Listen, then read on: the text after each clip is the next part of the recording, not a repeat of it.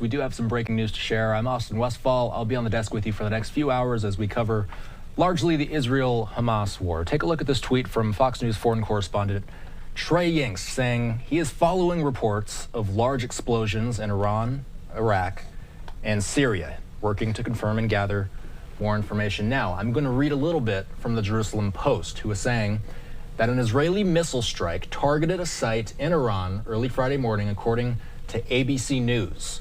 The report came shortly after local sources reported explosions in Isfahan in central Iran, as well as in the As-Suwaida governorate of southern Syria and in the Baghdad area and Babil governorate of Iraq early Friday morning. So we're kind of getting details in fluidly right now. What we're hearing is that there are videos reportedly from Isfahan, which is in Iran, appearing to show Iranian air defenses activated in the skies over the area.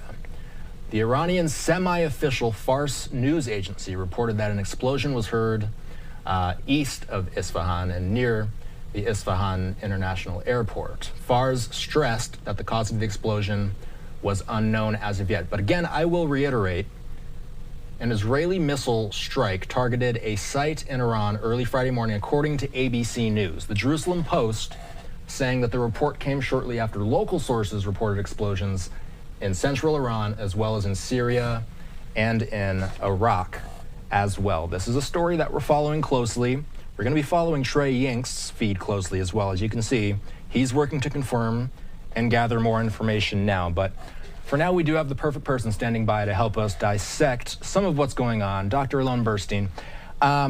Alon, let's start here.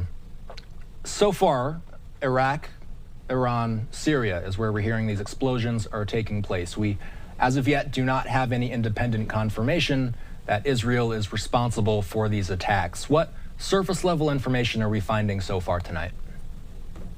So good to see you. And, like you said, this is happening as we speak. It is currently 5 a.m. in Israel, which is typical for when, sort of cross-border attacks would happen.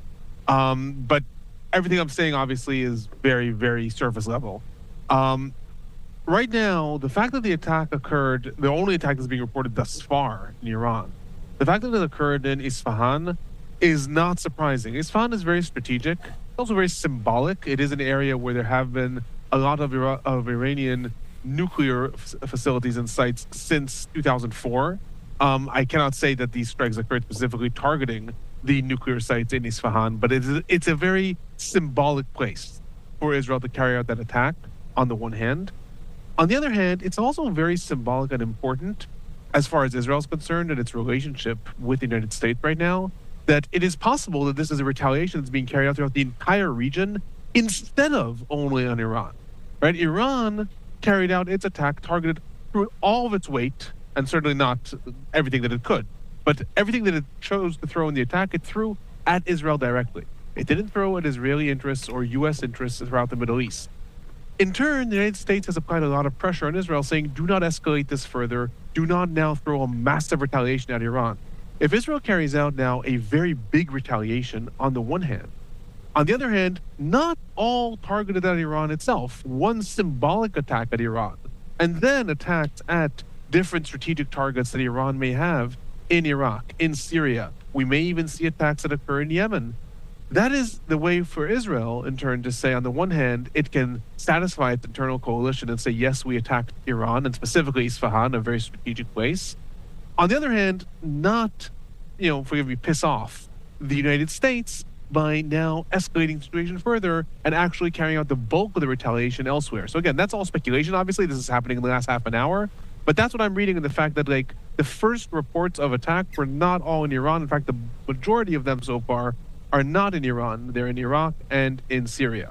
I'm curious about Isfahan because we're seeing, in a lot of the initial reports that are coming through right now, we're seeing that Isfahan is trending on social media. We're seeing, what is the significance of that particular location? So just in the past, there have been a lot of different political unrest in that area. But more importantly than that, it's a strategic location because Iran started its nuclear program in the early 21st century. I mean, there's a lot of rumors that it tried to start it before, but in the early 21st century is really when it started to develop its nuclear program.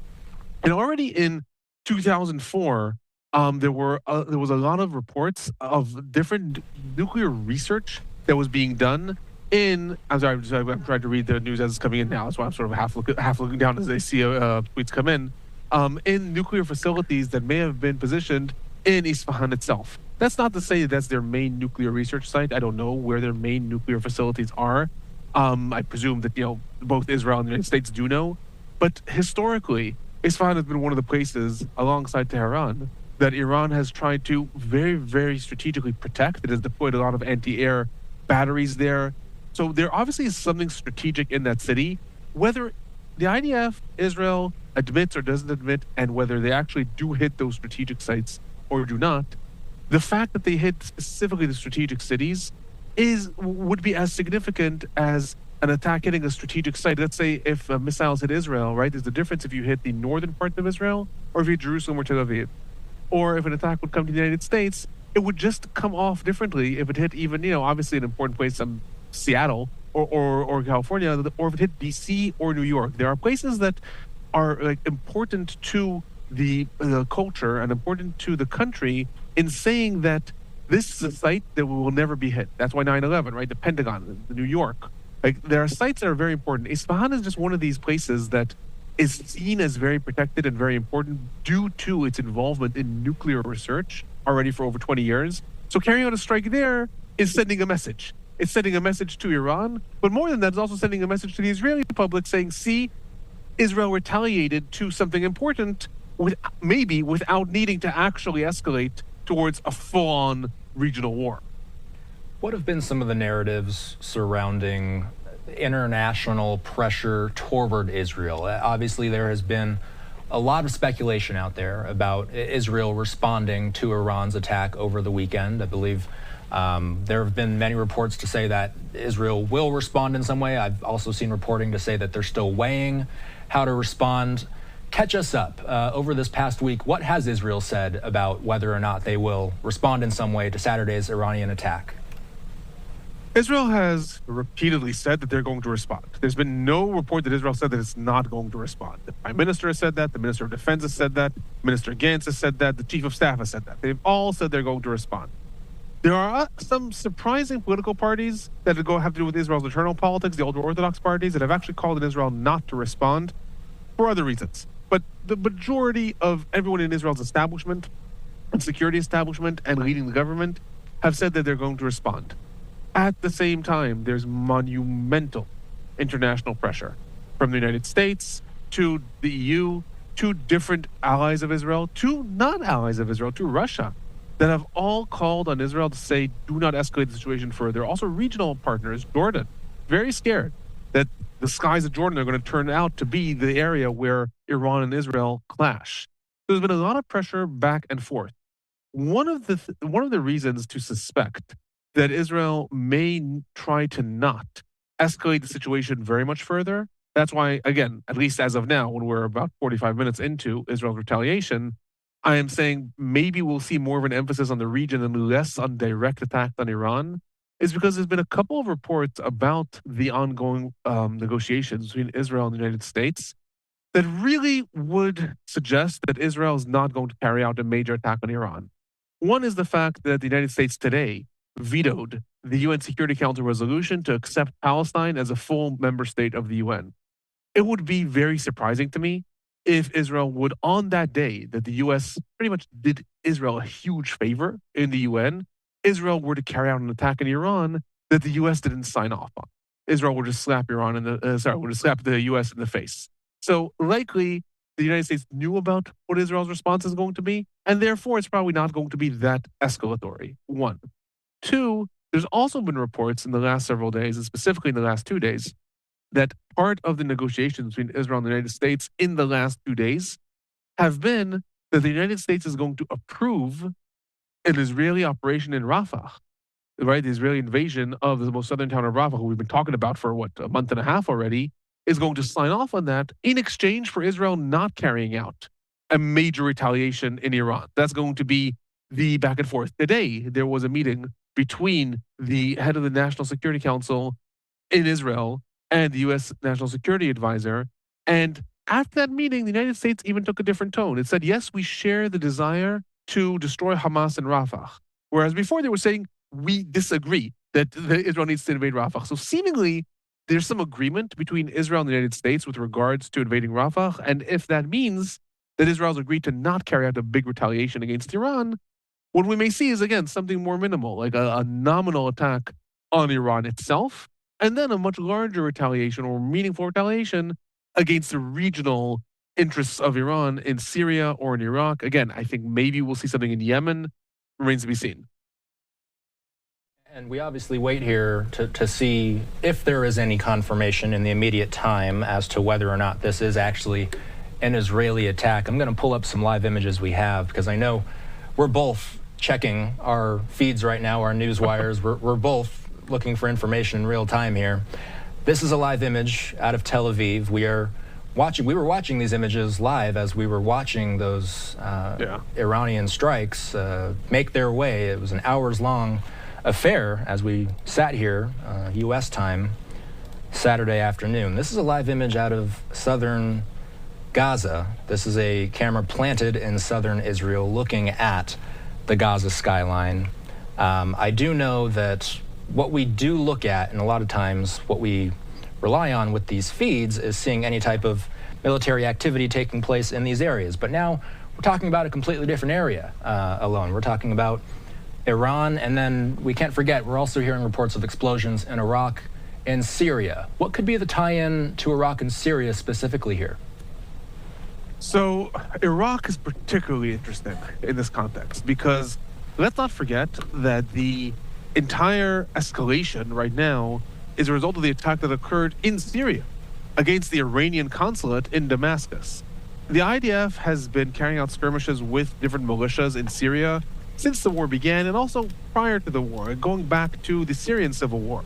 There have been different escalations and rounds between the IDF and militias in Syria and even the Syrian army. The IDF, though, has rarely carried out attacks in Iraq. Iraq is much farther. It's a different state. There was even some notion, very, very fleeting, for a while with new Iraqi government here and there, that there might even be relations between Israel and Iraq. Israel has not carried out a lot of attacks in Iraq. And specifically, it's being reported that there are attacks that are occurring in Baghdad. And again, all this is speculation. All we know is that explosions were heard in Baghdad. It is technically possible that that's a coincidence. I doubt it, but it is technically possible that we're not going to hear that Israel's all of a sudden attacked sites in Baghdad, but instead that other things are happening in that region. But attacking the entire region, Iran, Iraq, Syria, and there's also ongoing, as there are every night, attacks in Lebanon. Is Israel also trying to send a message back? Right, Iran tried to send a message with its attack. It did not throw all of its weight into attacking Israel. It threw a good amount of weight, 350 drones, ballistic missiles, and cruise missiles, trying to send a message, attacking the entire region, and specifically, maybe, Iranian targets in the heart of Baghdad or in Syria at the same moment as overcoming the different Iranian air defenses and carrying an attack in Isfahan. Is Israel sending a message back? Is Israel saying, don't play with us? You want to carry out that attack? We have the ability to strike back not only in Iran. If we want to, we can. But not only in Iran, all of your interests, Iraq, Syria. Again, I would be surprised if Israel does not carry out some attack in Yemen also, although that also would have to be negotiated with the United States. But Israel has yet to retaliate to the Houthi attacks. It's been waiting for an opportunity. So it's possible that we'll hear about that also tonight. So again, that would be sort of this middle ground on the one hand saying, look, we struck back.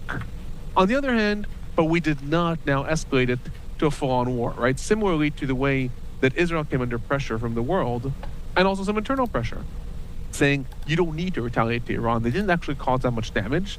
Similarly, right, if this is it may not be, but if this is it for Israel's retaliation, then Iran may come under the same pressure internally, or maybe from Russia, or from other countries saying, look, you don't need to retaliate to this now. This is not an escalatory move that you have no choice but to retaliate to. So again, that remains to be seen, but that's what I read into this regional attack and why Israel might be carrying that out and placing more emphasis on the region like Iraq rather than Iran. I want to ask, we've been covering this Iran-Israel situation all week, ever since Saturday, of course. When we talk about how Israel has said that they would retaliate for Saturday's attack, what has Iran said in response to that claim? Because Iran has also said that they would retaliate to Israel's retaliation, correct?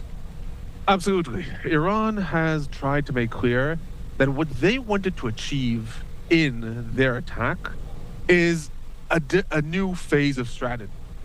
Up until now, Iran has had this ongoing sort of proxy war with Israel, in which Israel carries out, its ongoing skirmishes with different terror organizations in the region, and Iran funds them, and Iran helps them. And on occasion, Israel would retaliate against also even Iranian Revolutionary Guards, but that had nothing to do with direct Israel-Iran.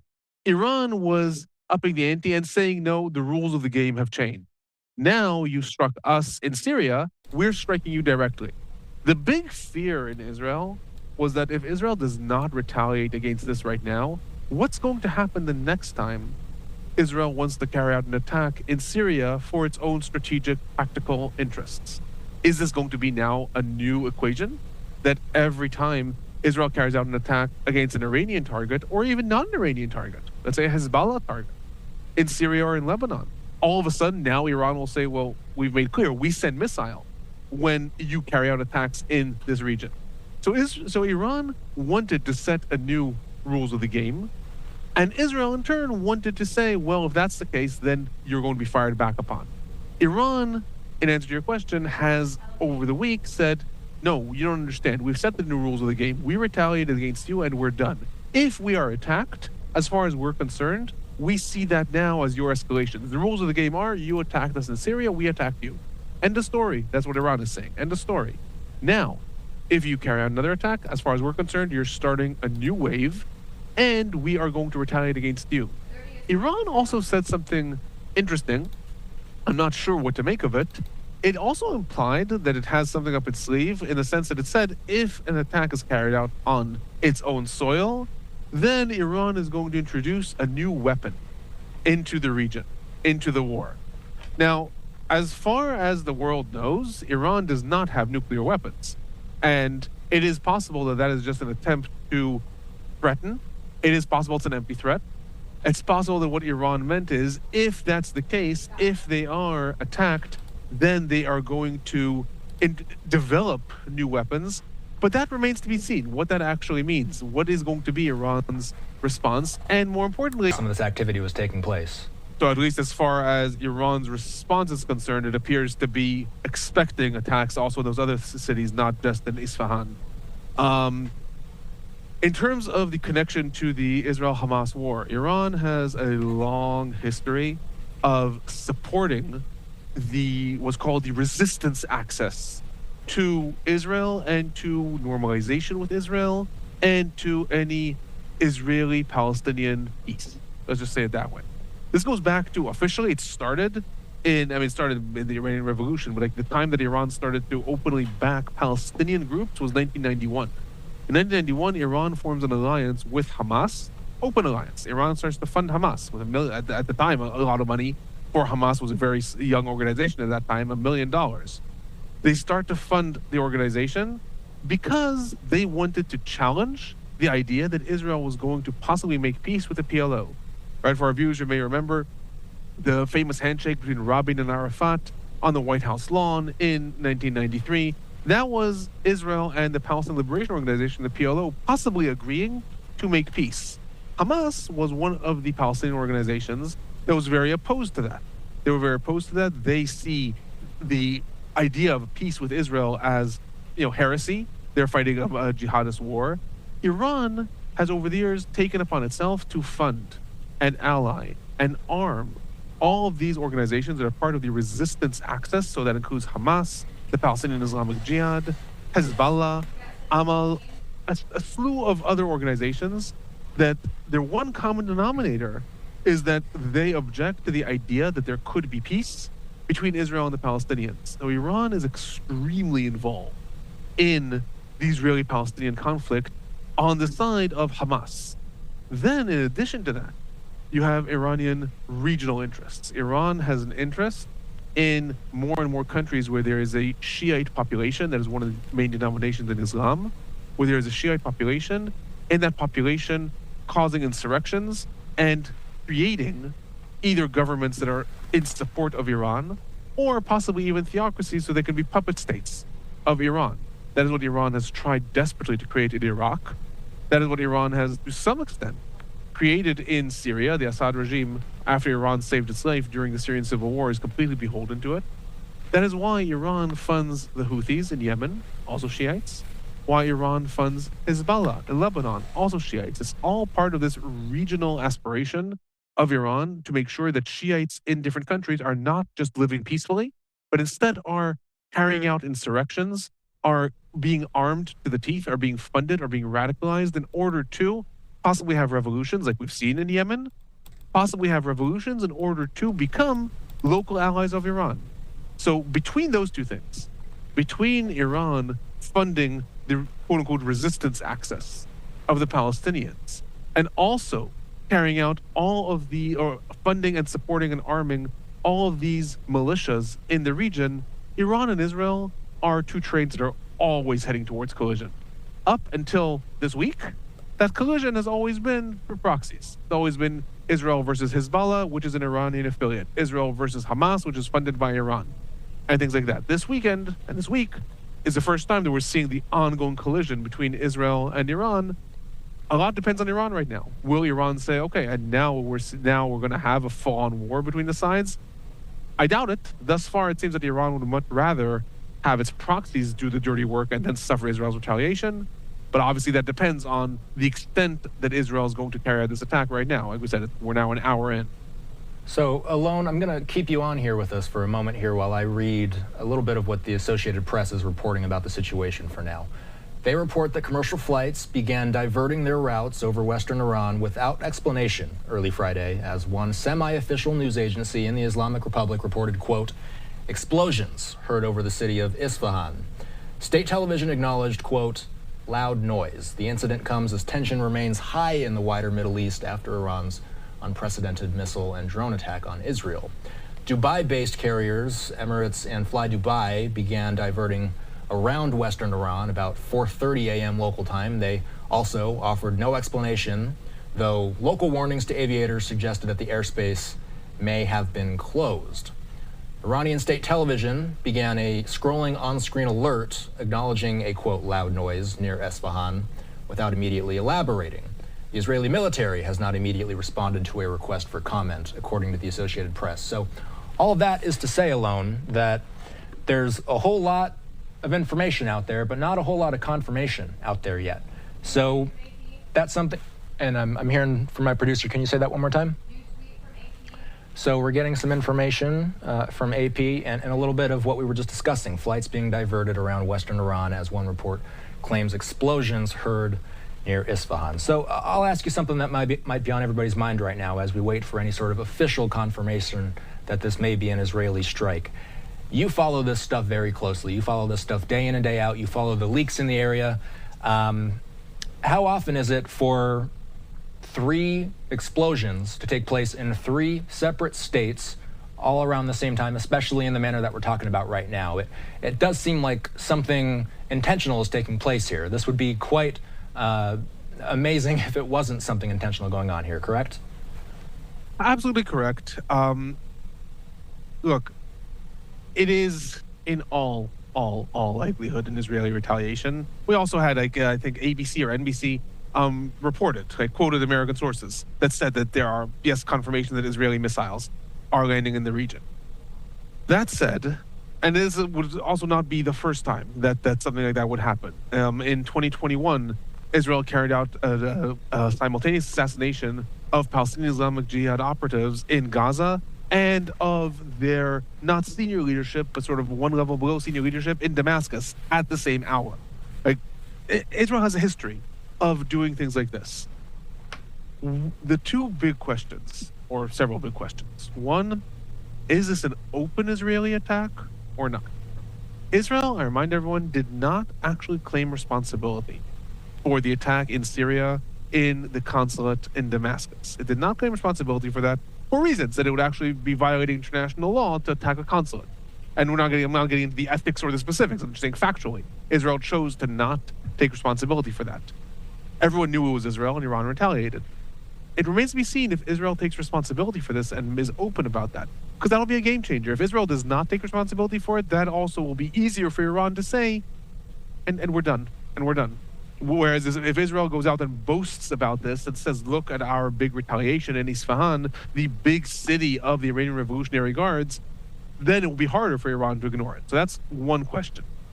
Another question is, what specifically was targeted? Again, all of these places, Isfahan, possibly Shiraz at Tehran, Baghdad, Syria, the Azur area, I think is what El Miadin was reported was attacked. All these areas have a lot of strategic targets for Iran. What was attacked? That makes a big difference. What was attacked? Was it the airport? Was it an Iranian nuclear facility? Was it a facility of the Iranian Revolutionary Guards? Are we even going to know? Is it possible that Iran's not going to report and Israel's not going to say? All these things matter. What matters most is, again, what is reported, what people know, because that's going to determine if there's a lot of public sentiment in Iran saying, we've just had a national humiliation, so you must retaliate. That's going to make Iran retaliate. Whereas if Israel does not boast about it, and Iran in turn does not say what happened, it could end there. All these things are going to be what determines the outcome. And the same goes for when you ask, like, simultaneous explosions in Iraq, Syria, Iran. Same thing. What was attacked in Baghdad, right? It could be that it is the head of the Islamic resistance in Iraq. That is a coalition of militias that are loyal to Iran, that are very, very powerful. It would be a huge win for Israel. I'm making this up. There's no reason for me to think that that's what was attacked. I'm just saying, let's say that that's what was attacked. It would be a huge win for Israel if that's what was attacked. But that's also something that Iran can say, okay, but that happened in Iraq. Yes, they're militia loyal to us, but that's nothing to do with us. In turn, if Israel or other forces in Iraq, let's say, start to say, look at the monumental blow that Israel dealt to Iran, Iran is so humiliated, we're going to see an Iranian response. That's just how this works. Like, unfortunately, it's almost a game of saving face. So what matters is Israel going to take responsibility? What specifically was targeted? And then can Iran, sort of afford to not retaliate in the sense of not losing a lot of pride with its local population? All those are the questions that are going to determine where things go right now. And again, I'll say more importantly, for the context of the Israel-Hamas war, they're going to determine if militias are now activated, if Hezbollah now is like, okay, it's time for you to throw your weight into the war, or the Houthis, or if it's going to just go back to being the same, low-level fighting that we've seen.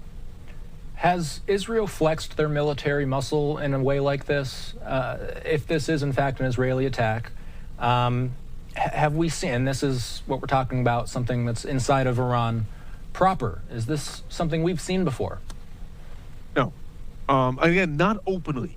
Israel has, in the past, carried out a lot of clandestine operations in Iran, and some of them it has been open about after the fact. Prime Minister Netanyahu held a big press conference demonstrating and showing, I believe this was in 2017, demonstrating and showing thousands upon thousands of files and computer disks that the Mossad had managed to steal from Iranian nuclear facilities. So that was a clandestine operation that then went public.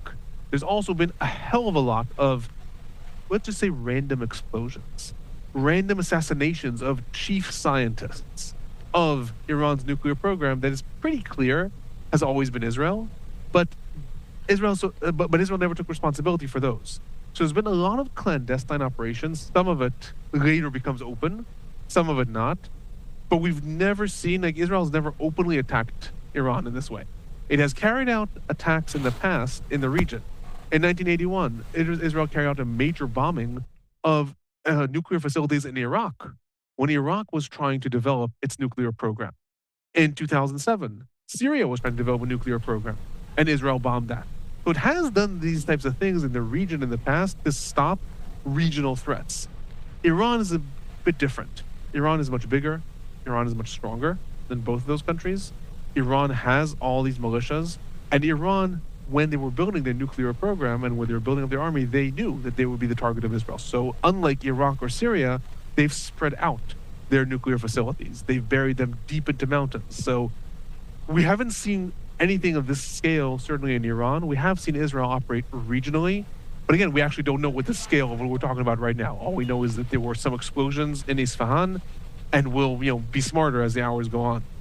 So the time is just past 5:30 in the morning in Tel Aviv right now. I want to ask, when we talk about this, and again, let's assume this is some sort of Israeli retaliation. What does that mean for international relations as a whole? I guess what I'm trying to ask here is, what has the U.S. said to Israel as far as giving it some sort of guidance as to how a retaliatory effort should be carried out? So the United States has been trying very much to get Israel to not carry out a retaliation that will escalate the region. The United States has not forbid Israel from retaliating. And I say that, and I choose my words carefully, because the United States has forbid Israel from doing things in the past. And much as Israel boasts about saying it doesn't care what the U.S. says, it does. It does care very much about what the U.S. says. The U.S. told it not to invade Rafah, and Israel has not invaded Rafah yet. So it does seem like the United States can forbid Israel, and they did not forbid Israel from retaliating. I think because the U.S. also agrees that the United States also agrees that Israel needs to retaliate in order to not allow this new equation take hold. This new equation that Iran can attack whatever it wants, and Israel just takes it. So I'm checking my phone about oncoming news and trying to catch up. So the United States has actually tried to make Israel to not escalate the situation. On the one hand, on the other hand, it has let it retaliate. One of the things that are important to note is that Israel openly said that it is not going to retaliate without informing the United States first. And that also tells us something about what's likely to be the scale of the retaliation, and it's not likely to be something that sends the entire region up in flames. It's not likely to be something that all of a sudden we're going to see Qatar being attacked, Saudi Arabia being attacked by Iran, like the entire region, like all the regional allies all of a sudden blowing up. Very unlikely. Again, it's important to remember the context.